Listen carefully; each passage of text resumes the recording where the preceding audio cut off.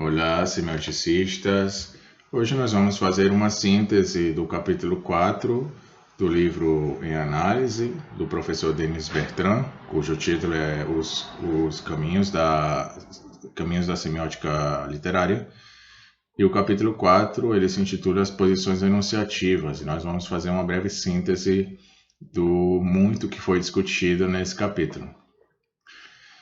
Bom, então, a partir de uma concepção enunciativa do discurso e do discurso em ato, a semiótica ela desenvolve as diferentes representações da enunciação, cujo dispositivo, em grande parte, tem sido estabelecido pela literatura no curso de sua história. E tal dispositivo se ordena em torno da noção de ponto de vista. Essa noção intuitiva, que pertence tanto à linguagem comum quanto à metalinguagem técnica, ela deve ser precisada. Ou seja, ela designa o conjunto de procedimentos utilizados pelo enunciador para selecionar os objetos de seu discurso e orientar sua interpretação. Ela se aplica às diferentes formas de discurso: narrativo, descritivo, argumentativo, etc. E concerne em cada caso ao jogo de posições enunciativas, a debreagem, a embreagem, a relação modal instaurada entre o sujeito, narrador, observador, argumentador, entre o sujeito e o seu objeto, e também concerne, em cada caso, às estratégias de estruturação submetidas às coerções da textualização.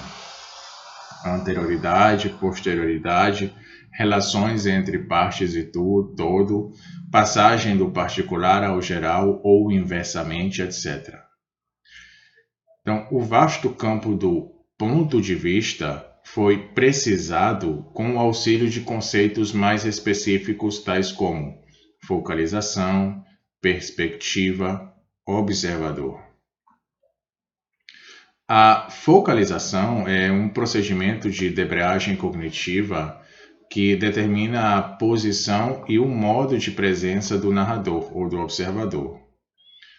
O semioticista Genet distingue assim a focalização zero, onde o narrador é onisciente, que controla o conjunto da cena narrativa, que sabe mais que os seus personagens e que entra na sua interioridade, da focalização interna, onde o narrador é apagado atrás de suas personagens, delegando-lhes a assunção da narrativa ou da descrição e não sabendo mais do que elas, além de distinguir também da focalização externa, onde o narrador é exterior à narrativa, revelando somente o que essa posição permite.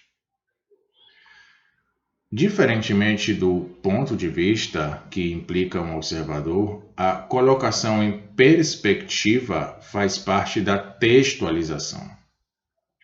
Ela consiste na escolha que faz o enunciador, em função das coerções da linearidade, de selecionar o percurso narrativo deste ou daquele ator em detrimento deste ou daquele, igualmente presente na cena narrativa. Assim, no romance policial, a escolha consistirá em colocar o leitor na perspectiva de investigador, na do criminoso ou da vítima. Sujeito cognitivo instalado pelo enunciador, devido à debreagem, o observador está encarregado de receber a informação e de transmiti-la. Seus modos de presença no discurso são variados. Ele pode estar implícito, reconhecível somente pela análise. Assim, por exemplo, um acontecimento é uma ação considerada do ponto de vista de um observador, né? E ele pode manifestar-se pela indicação de um ponto de observação.